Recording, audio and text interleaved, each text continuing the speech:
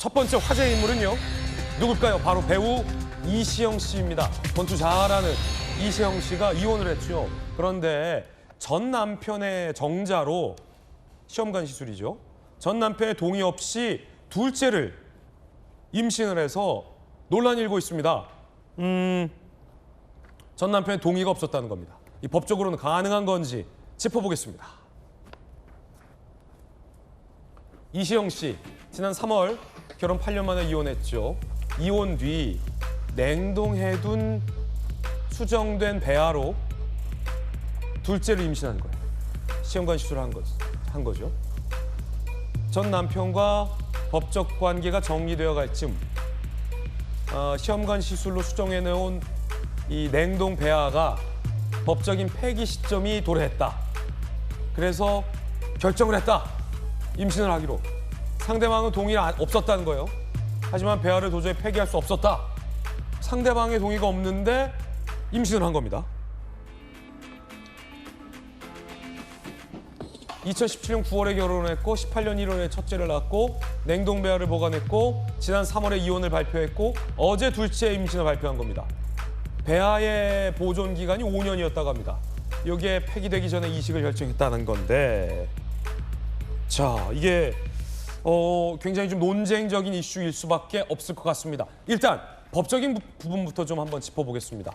이것도 좀 뭔가 굉장히 이례적인 결정이고 이례적인 사회 현상인데, 자, 이 정혁진 변호사님, 기존에 어떤 사유리 씨가 정자를 기증받아서 아빠가 누구인지 모르지만 누군지 모를 남성의 정자를 기증받아서 이제 홀로 아이를 키우는 선택을 했잖아요. 네네. 그것과 이거는 또 달라요. 네네. 어떻게 보십니까? 법적인 문제는 없어요? 법적으로는 문제가 많죠. 많아요? 예, 문제가 많은데 이거는 제도적인 문제가 많은 것 같고요. 네. 왜 그러냐면 생명윤리법이라고 있어요. 생명윤리법. 그런데 생명윤리법 제가 찾아보니까 배아 생성을 하기 위해서는 정자와 난자를 채취해야 되거든요. 그럴 때에는 모든 관계된 사람들의 동의를 받아야 되는데 당연한 말이네요, 그건. 그냥 동의도 아니고 구두 동의도 안 되고요. 그래요? 서면 동의가 있어야 돼요. 반드시.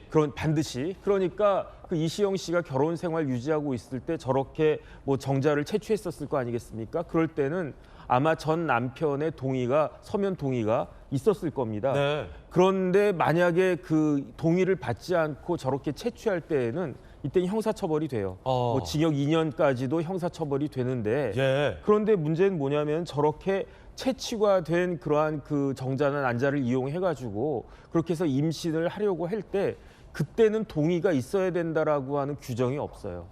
그러니까 이런 상황을 법을 만들 때 예측하지 못했던군요. 그러니까 이혼한 네네. 혹은 다른 남성과의 어떤 이 수정된 배아를 통해서 임신을 할 때 네네. 상대의 동의를 구해야 한다라는 법 조항이 없다. 그러니까 예컨대 제가 처음에 채취했을 때는 동의를 했는데 예. 그 이후에 마음이 바뀌어가지고 이거 가지고 임신하는 거는 내가 바라지 않는다. 아니 뭐 이혼을 하거나. 그럴 수도 있는 거 아니겠습니까? 더군다나 전 남편은 명시적으로 그렇게 하는 건 좋지 않다. 나는 바라지 않는다. 반대를 했다는 거예요. 반대를 처음에 했었다. 그런데 반대를 했음에도 불구하고 임신이 된 건데 이 경우에는 처벌할 수 있느냐? 죄형법정주의상 명시적인 규정이 없기 때문에 형사처벌은 불가능한데 네. 그런데 법이라고 하는 게 크게 형사법도 있지만 민사법도 있지 않습니까? 민사법도 두 가지가 있는데 하나는 재산법이 있고요. 또 하나는 가족법이 있습니다. 그렇게 해가지고 이제 출산이 될 텐데 출산해서 태어난 아이는 전 남편의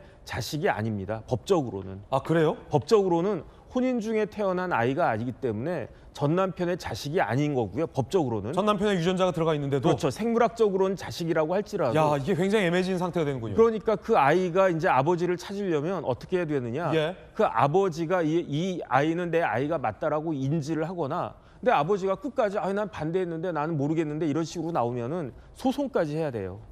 그렇게 해가지고 소송해서 법적으로 법원에 의해서 저 아이가 누구의 아이가 맞다. 누구의 아버지가 저 사람이 맞다. 이렇게 법원에서 확인해 줘야 그때 비로소 그 법적인 친자가 되는 거고요. 네. 그다음에 그렇게 친자가 되면 또 여러 가지 문제가 생기는데 어떤 문제가 생기느냐. 이시영 씨는 그 태어난 아이 친권이 나한테 있다라고 주장을 할 텐데 네. 그 아버지가 만약에 이제 내가 아버지가 됐다라고 해버리면 법적으로 그러면 내가 친권을 갖다 행사할래 이렇게 이야기할 수도 있고요. 더 중요한 건 뭐냐면 그 아이를 키워야 되는 거 아니겠습니까? 그러면 그 아버지가 아기를 보니까 이뻐. 그래가지고 이 아이는 내가 키울래. 그러면 엄마는 또 내가 키울래. 이러면 또 양육권 가지고 다툼이 있을 거고, 양육권을 갖고 있으면 상대방은 또 뭘 해야 되느냐? 양육비를 또 지급해야 되거든요. 그 양육비 얼마냐? 이거 가지고도 또 문제가 있을 수 있고, 제일 중요한 건 뭐냐면 제가 궁금했어요. 이시영 씨 같이 유명한 배우와 결혼했던 전 남편은 네. 어떤 분인가 찾아봤더니 저분이 20대부터 외식업에 종사해가지고 사업을 크게 성공했대요. 뭐 프랜차이즈도 많이 갖고 계신 것 같고, 그러니까 아마 이제 재산이 많이 있을 것 같은데, 그런데 그 전 남편이 세상을 떠났을 때 그렇게 되면 또 상속 문제까지 또 발생하게 되는 것이 아닌가. 일단은 그렇게 가족법적으로 굉장히 복잡한 문제가 초래가 되는 것이다. 네. 그다음에 제일 중요한 마지막으로는요. 또 무슨 문제가 있냐면 재산법적인 문제도 있을 수 있거든요. 예컨대 제가 만약에 저런 상황에 처했는데 저는 분명히 아이가 태어나는 걸 원하지 않았는데, 그런데 전처가 저런 식으로 아이를 낳았다. 그러면 제가 봤을 때는요, 이시영 씨에 대해서 위자료도 청구할 수 있는 거 아닌가? 손해배상 청구도 할 수 있는 것이 아닌가? 그래서 여러 가지 법적인 문제가 있는데 지금 법적으로는 이제 구멍이 아주 이렇게 크게 나 있어. 이런 상황을 상정을 못했었기 때문에 이런 그렇군요. 부분들에 대한 논란이 있을 수 있겠다. 그런 생각이 듭니다. 그럼 양태준 변호사님, 지금 다행히 그래도 전 남편은 내가 반대는 했었지만 기왕 이렇게 됐으니 아빠로서 기여할 수 있는 부분은 책임을 다하겠다라는 입장이라, 뭐 그나마 뭐랄까, 뭐 양자 사이에 굉장히 뭐 심각한 법적 분쟁까지는 안 갈 것 같은데, 지금 전 남편이 말하는 걸 보니 논란은 일고 있어요. 그러니까 전 남편의 동의 없이 이렇게 임신을 하는 것이 맞느냐, 어떻게 보세요?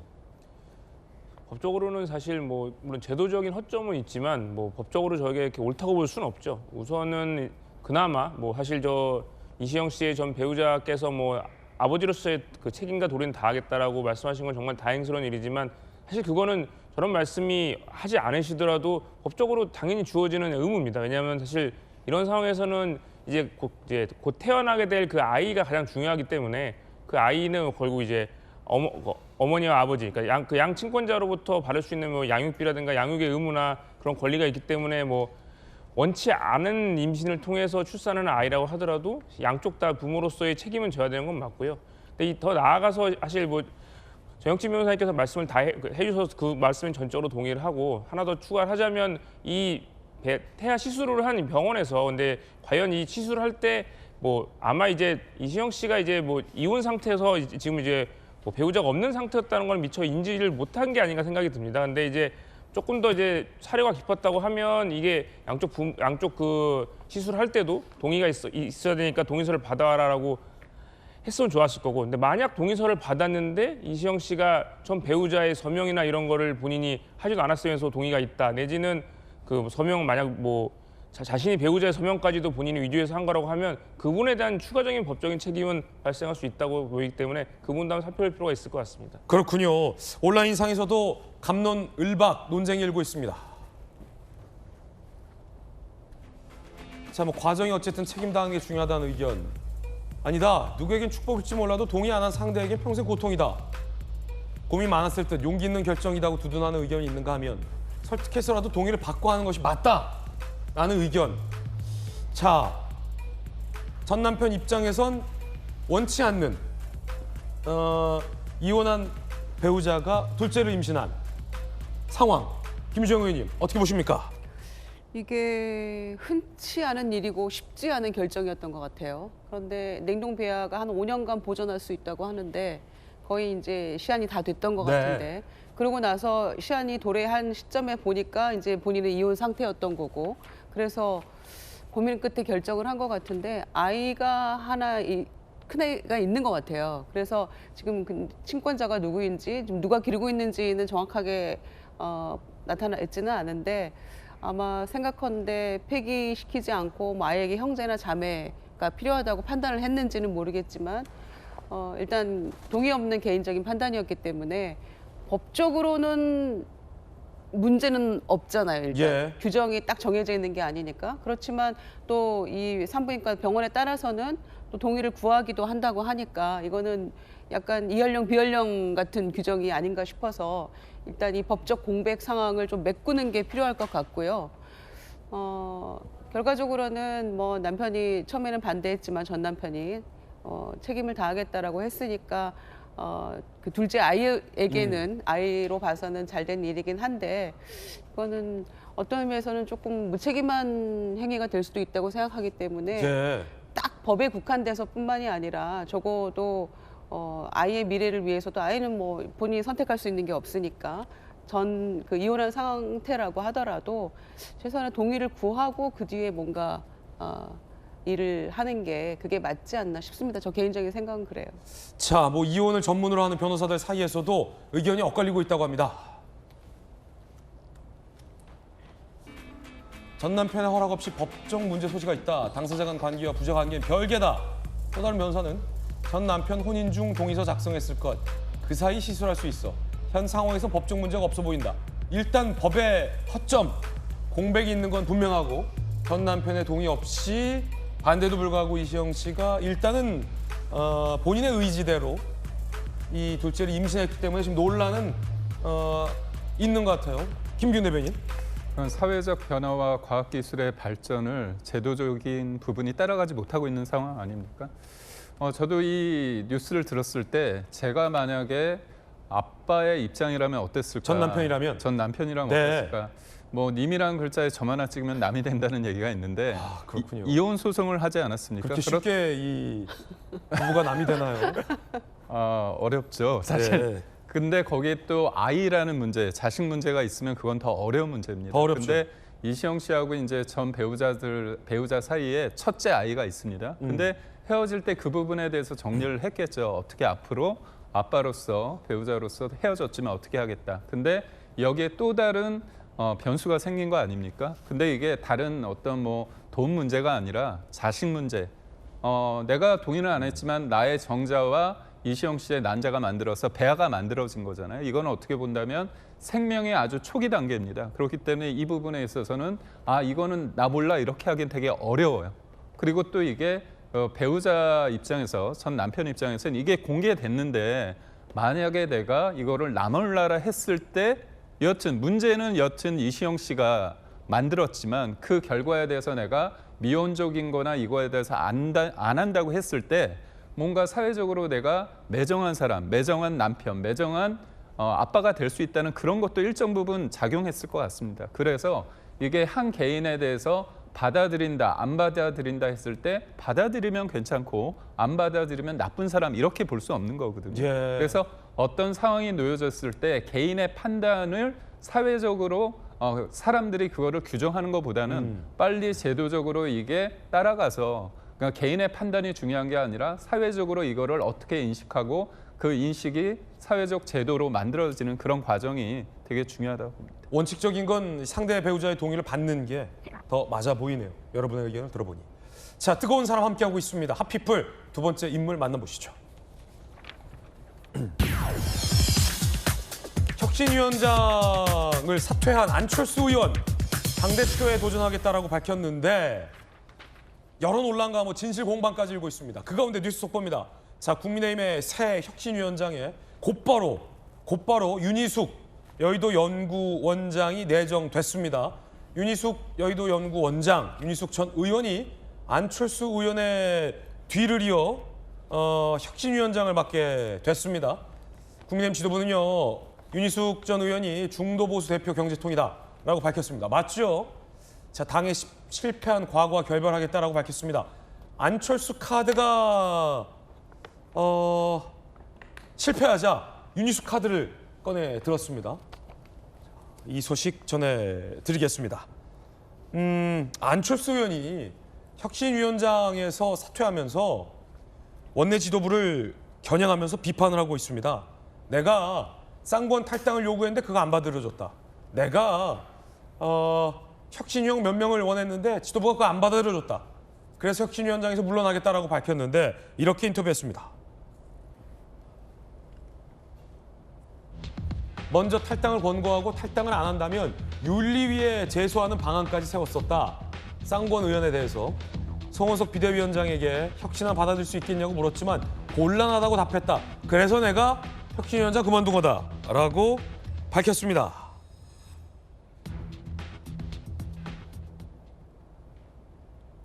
여러분 어떻게 생각하십니까? 야, 이게 참 국민의힘 상황이 상당히 좀 예상 외의 상황으로 흘러 들어갑니다. 정익준 변호사님. 네네. 안철수 의원의 주장이에요. 주장은 쌍권 때문이다. 내가 쌍권 탈당 안 하면 안 받아들이면 윤리위 제소까지 하자라고 했는데 지도부가 전혀 요지부동이더라. 그래서 내가 혁신위원장을 던졌다라는 주장이에요. 어떻게 보십니까? 글쎄요, 뭐 물 밑에서 어떤 일이 있었는지는 저희가 알 바가 아닌데 알 수도 없고, 그런데 안철수 의원이 혁신위원장으로 지명된 게 내정된 게 7월 2일이었단 말이에요. 그런데 그때 송원석 비대위원장이 뭐라고 이야기했느냐?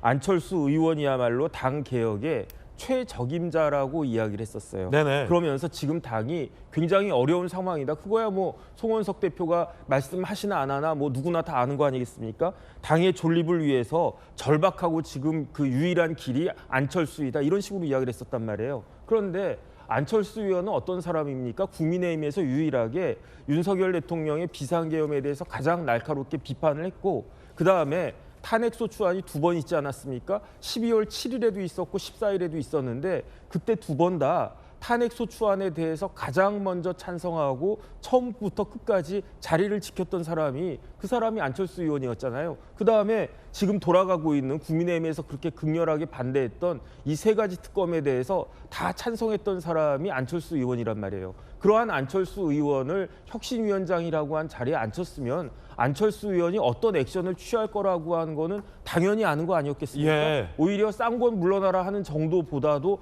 훨씬 더 강한 것을 안철수 혁신위원장이 요구할 것이다라고 그 송원석 비대위원장부터 모든 사람들이 알 수 있었을 텐데, 그런 안철수를 혁신위원장으로 임명해놓고 그 다음에 안철수가 이러이러한 걸 요구한다고 해서 완전히 무시한다든지 이렇게 하는 게 지금 국민의힘 현실이 아닌가, 저는 그런 생각이 들고요. 일단 원내 지도부 잘못이 더 크다. 제가 봤을 때는 그렇습니다. 예.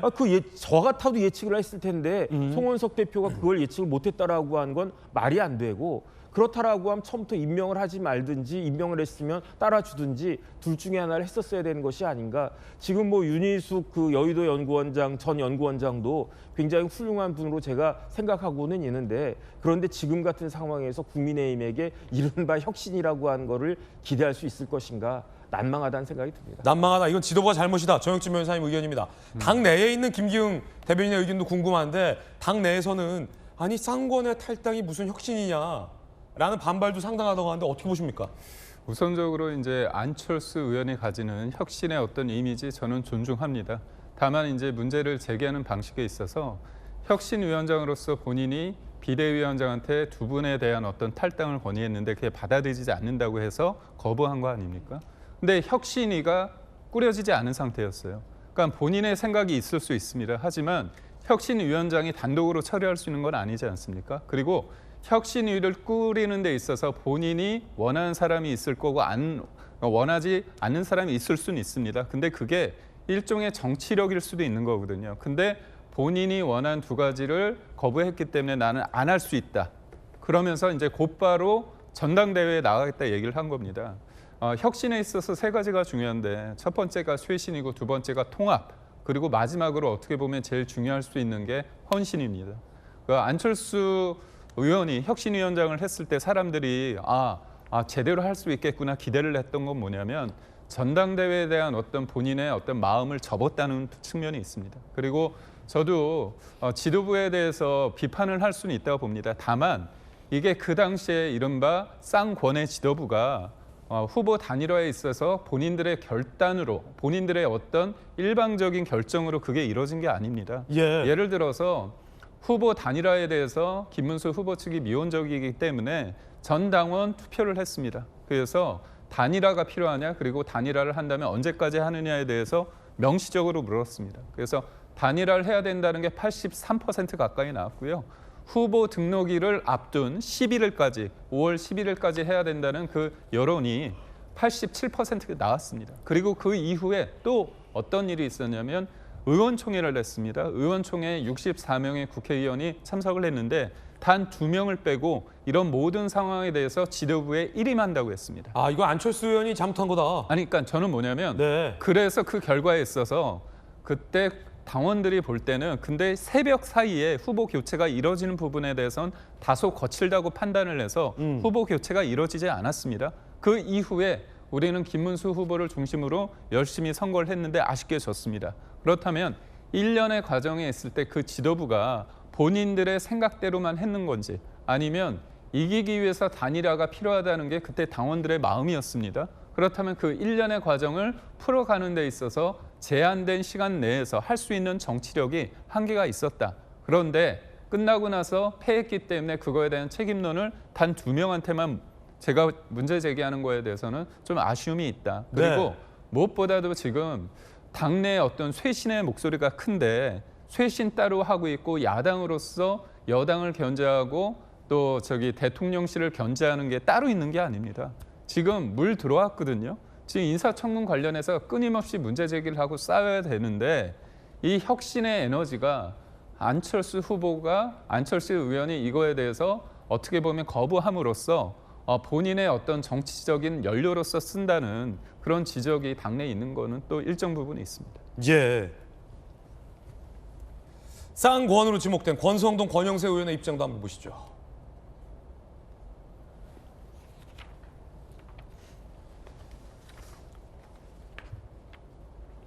한동훈 출마 가능성 낮다며 욕심 자극. 쌍권 청산 외치면 당선에 유리하다는 제안이 이어졌을 것. 결국 계산 두들긴 거 아니냐. 혁신위원장을 자신의 영달을 위한 스포트라이트로 삼은 건 혁신의 대상이다. 권영세 의원. 자신의 이익을 개영인 양 포장하여 당을 내분으로 몰아넣었다. 반대하면 숙으로 몰아 이런 비열한 행태는 사라져야 한다. 지금 두 분의 의견이 엇갈리고 있는데 지도부 잘못이다, 안철수 의원이 잘못이다. 김정희 의원님 어떻게 보십니까? 지금 저 쌍권이 얘기하고 있는 부분들 전부 다 지난번에 본인들이 다 봤던 이야기들이에요.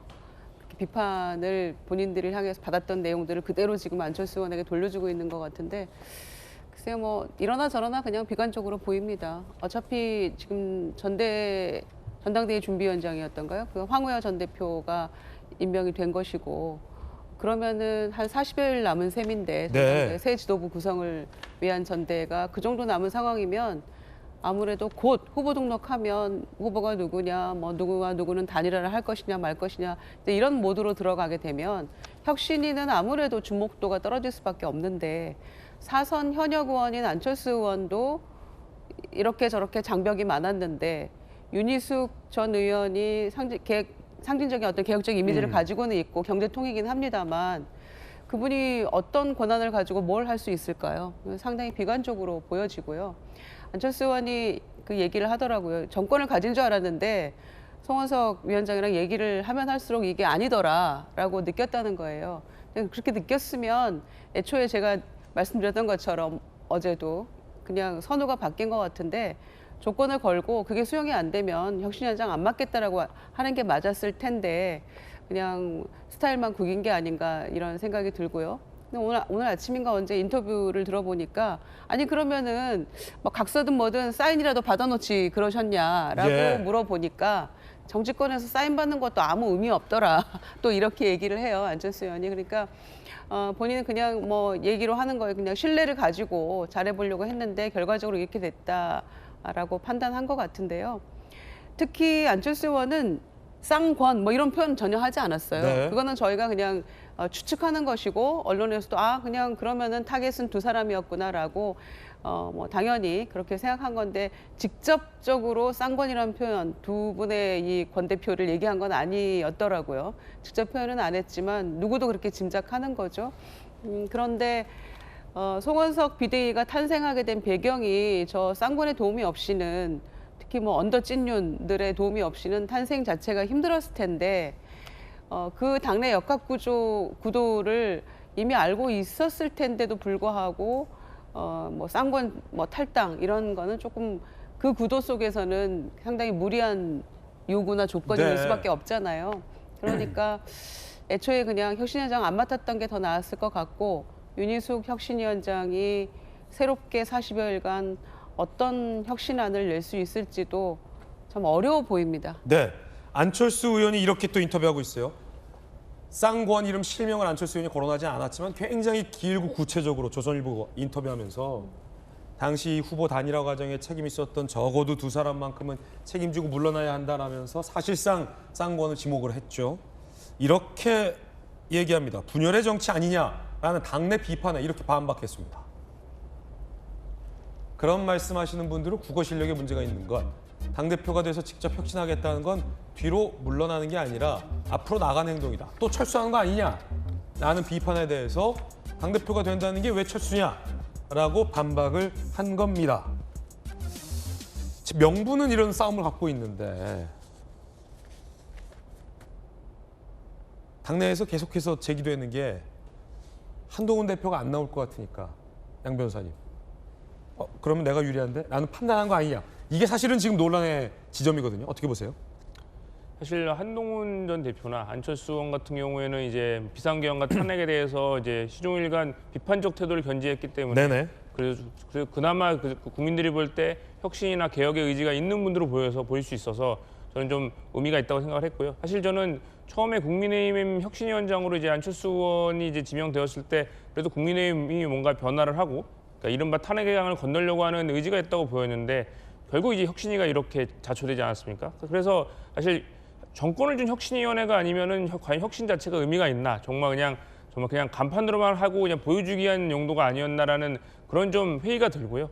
사실 근데 뭐 결국 정권을 지지 않았다는 것을 미리 그래 어느 정도는 충분한 대화를 통해서 알고 있었을 텐데도 마치 뭐 진짜 뭐 지명된 지 8분 만에 지금 또 안철수 의원은 혁신위원장에서 사퇴해서 지금 또 철수하는 게 아니라 이런 비판을 받고 있는데 그런 면에서 조금 더 신중한 행보, 애초에 맞지 않았으면 더 좋았을 거라는 좀 아쉬움이 있고요. 김정은 의원님 말씀하셨던 것처럼 뭐 윤희숙 전 의원께서도 과연 이제 지금 원외 인사이기도 하시고 또 아무래도 4선 현역 의원도 감당하지 못한 저런 상황에서 과연 네. 어떤 혁신을 줄 수 있을지 많이 좀 의문이 지금 듭니다. 안철수 의원이 이런 글을 올렸는데 김문수 후보님, 한동훈 대표님 함께 출마합시다. 이건 또 어떻게 해석해야 됩니까? 아마 이제 나오지 말라는 겁니까? 나오라는 겁니까? 판을 키우자는 걸로 보입니다. 왜냐하면 어쨌든 이제 혁신위원장으로 물러나서 결국 자기 욕심 때문에 전당대회 출마, 당대표 욕심 때문에 나가겠다는 그런 비판이나 비난이 이제 꽤 많이 있기 때문에 예. 난 그런 게 아니다. 오히려 판을 켜서 정말 혁신 개혁을 함께 할 사람을 하겠다. 아무래도 전당대회에 또 포커스를 둬서 혁신위원장을 금방 사퇴한 거에 대한 그렇군요. 비판을 좀 잠재우기 위한 그런 의도가 아닌가 싶습니다. 그럼 당내에서 김기훈 대변인, 네. 김문수 후보 나오고 한동훈 후보 나오면 안철수 의원 당선 가능성이 떨어지는 거 아닙니까? 물론 당선될 수도 있겠지만 안철수 의원 주장대로 김문수, 한동훈이 다 나오면 그러니까 사실 안철수 의원에 대해서 이제 저번 대선 기간에 안철수의 재발견이란 그런 얘기가 돌지 않았습니까? 경선에서 4위를 했는데 누구보다도 열심히 했습니다. 사실 깃발이 든 사람, 1등한 사람이 열심히 하겠죠. 그렇지만 경선에서 아쉬운 2등이나 3등한 후보들이 대선 기간 동안 얼마나 열심히 했는지에 대해서는 국민들이 그리고 당원들이 보고 있습니다. 그리고 또 그 아쉬운 패배 현장에서 끝까지 자리를 지키고 있던 안철수 의원의 그런 어떤 모습에 대해서 사람들이 안철수 의원이 이런 면이 있구나. 그래서 많이 관심을 둔 게 사실입니다. 그래서 이번에 전당대회 때 김문수 후보와 한동훈 전 대표가 나오지 않으면 안철수 의원이 나와서 뭔가 당을 쇄신하는 게 어떠냐 그런 게 좀 분위기가 있었습니다. 그런데 문제는 뭐냐면 제가 볼 때 김문수 후보는 한 200% 나올 것 같습니다. 근데 한동훈 전 대표는 제가 볼 때는 지금은 좀 로키지만 네. 결국은 전 나온다고 보거든요. 그런 관점에서 선점 효과가 있는 거죠. 지금의 혁신이라는 혁신위원회 위원장으로서의 당내의 어떤 기득권을 쌍권으로 규정하면서 내가 이 사람과의 대척점에 한동훈 전 대표가 있는 게 아니라 내가 있다. 그러니까 이런 일련의 예. 상황이 또 철수하는 거 아니냐 이런 비판을 받을 수 있지만 한편으로는 혁신의 변화의 어떤 내가 대척점에 있어서의 하나의 상징 자본을 가질 수 있다는 전략으로도 세울 수 있습니다. 그렇기 때문에 당내에서 이 혁신이라는 분위기를 왜 본인의 정치적 자산으로 이용하는 거 아니냐에 대한 어떤 우려가 있는데 저는 그럼에도 불구하고 안철수 의원께서 전당대회에 나간다고 하니까 이 본인이 생각하지 못하는 그 혁신의 내용을 전당대회라는 그 과정 속에서 국민들에게, 당원들에게 평가를 받으면 되지 않을까 싶습니다. 예. 자, 뜨거운 3인방 함께하고 있습니다. 이번엔 세 번째 인물 만나보시죠. 트럼프 대통령이요. 한미 정상회담은 날짜를 안 잡아주면서 관세에 더해져서 방위비를 내라고 압박하고 있습니다. 왜 아프리카 가봉 대통령도 오늘 만난다는데 정작 최우방국이 우리나라 정상 대통령과는 이 정상회담 일정을 좀처럼 잡지 못하는 걸까요? 그러면서 관세에 방위비까지 한국을 계속 이중으로 압박하고 있습니다. We rebuilt South Korea and we stayed there. It's okay, we rebuilt it and we stayed there. And they pay us very little for the military. You know, I said to South Korea, as an example, you know, we give you free military essentially, very little. And I think you should pay us $10 billion a year. South Korea is making a lot of money and they're very good. But, you know, they should be paying for their own military. 자, 한국이 방위비를 너무 적게 낸다. 이거 뭐 어제 오늘 이 얘기는 아니지만 오늘 더 뭐랄까 좀 압박으로 느껴지는 이유는 정익준 변호사님 편지가 왔잖아. 네네. 트럼프 대통령한테 편지가 왔잖아요. 우리 답장 써서 줘야 되는데 25% 관세. 지금 위성락 안보실장이 미국에 가 있지만 관세와 관련돼서도 해결점을 아직 못 찾고 있고 한미 정상회담 일정도 못 잡고 있잖아요. 근데 오늘 기사 보니까 30여 개국 정상과는 트럼프 대통령이 다 만났어요. 오늘 아프리카 가봉 대통령도 만난대요. 왜 이렇게 한국 대통령과는 안 만나주는지. 일단은 이제 한미 관계가 정상은 아니고요. 아무리 생각해도 정상이 아닙니다. 그 다음에 이제 대통령하고 그 트럼프 대통령하고 사이에 전화 통화는 있었던 것 같은데 공식적인 서한이 여태까지 한 번도 없다가 이번에 비로소 날라온 서한이 뭐냐면은 관세 상호 관세 25%다. 이러한 그 어떻게 보면 무례하다라고 느낄 수 있는 그러한 서한이 온 거 아니겠습니까? 그래서 제가 봤을 때 정상적이지 않은 걸 넘어서 좀 심각한 거 아닌가 그런 생각이 들고요. 상호 관세가 25%인데 여기에 품목별 관세가 따로 있잖아요. 따로 있죠. 자동차 25% 더하면 자동차는 50% 관세를 물어야 되고요. 아유. 철강은 그 품목별 관세가 50%입니다. 그러면 25를 더하면은 75%예요. 75%예요? 그럼 우리나라가 뭐 땅덩이도 넓고 그다음에 자원도 많고 해가지고 아예 그런 거 없어도 수출이 없어도 그럭저럭 먹고 살 수 있는 나라다라고 하면 모르겠는데 대한민국 경제의 80~90%가 다 수출해가지고 먹고 사는 나라인데 그다음 주요 품목이 자동차 이런 것들인데 참 심각하다 저는 그렇게 생각할 수밖에 없고요.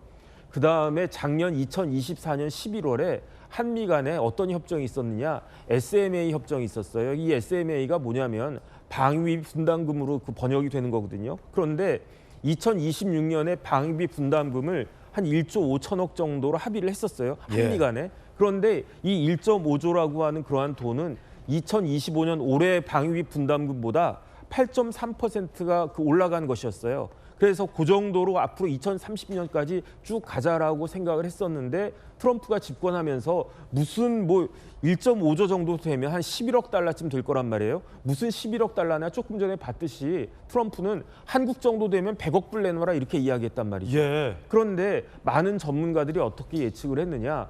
트럼프가 100억 불 요구한 거는 일단은 그렇게 기준을 높이 세워놓고 거기서 그래 절반 깎아줄게. 그럼 50억 달러 되는 거 아니겠습니까? 그런데 우리 입장에서는 그것도 한 4배, 5배가 올라가는 거예요. 그래서 많은 전문가들은 한 30억 불, 그다음에 많아야 한 50억 달러 정도로 방위비 분담금이 조정되지 않을까 이렇게 많은 군사 전문가들이, 외교 전문가들이 예측을 했었는데 지금 보니까 심상치 않아가지고 진짜로 트럼프가 100억 달러를 내놓으라고 하면 우리 입장에서는 속수무책이 되지 않을 것인가. 그렇게 따지면요. 지난 그 2025년에서 2026년까지는 8.3% 올랐던 것이 만약에 진짜 내년부터 100억 달러 내놓으라고 하면은 900%가 넘게 올라가는 거예요. 지금 우리나라가 굉장히 심각한 상황 아닌가 좀 많이 걱정이 됩니다. 한미 관계가 문제 있느냐, 문제가 없느냐, 예, 어떤 논란까지 번지고 있다라는 지적인데 대통령실 입장도 한번 보시죠.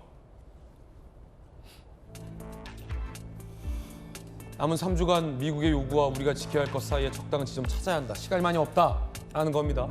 유성남 안보실장 나라가 있지만 아직 별다른 해법은 아직까지는 들려오지 않고 있습니다.